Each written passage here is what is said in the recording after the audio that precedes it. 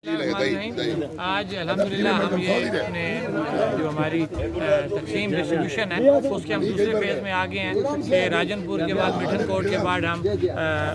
रुझान मज़ारी जो है यहाँ पे हम आए हैं और यहाँ पे हम जो है अपनी जो डोनेशन हम लेके आए थे मुज़फ़्फ़राबाद से उसको हम तकसीम कर रहे हैं। और मैं पहले भी बताता रहा हूँ कि ये डोनेशन जो है कि मरकज़ ताजगान मुज़फ़्फ़राबाद और हमारे जो भाई इस वक्त सिविल सोसाइटी से हैं शाहिद अवान साहब वो इसमें हमारे साथ उनका इसमें शेयर शामिल है और इसी के साथ साथ हमारे वो भाई जो बैरून मुल्क हमारे यहाँ बैठे हुए मुज़फ़्फ़राबाद से ब्रिटिश मुज़फ़्फ़राबादियन ये उनकी जो भी डोनेशन थी उससे हमने मिल के ये सारी डोनेशन इकट्ठी की जो आज हम यहाँ पे डिस्ट्रीब्यूट कर रहे हैं। इस वक्त हम रुझान मज़ारी में खड़े हैं और जो हमारे भाई इस वक्त सैलाब से मुतासरा थे हम उनको यहाँ पे ये तकसीम कर रहे हैं और इस पर ख़ास तौर पे मैं इस मज़ारी फैमिली का शुक्रिया अदा करूँगा कि इन्होंने हमें यहाँ पे पुरअमन जो एक माहौल दिया,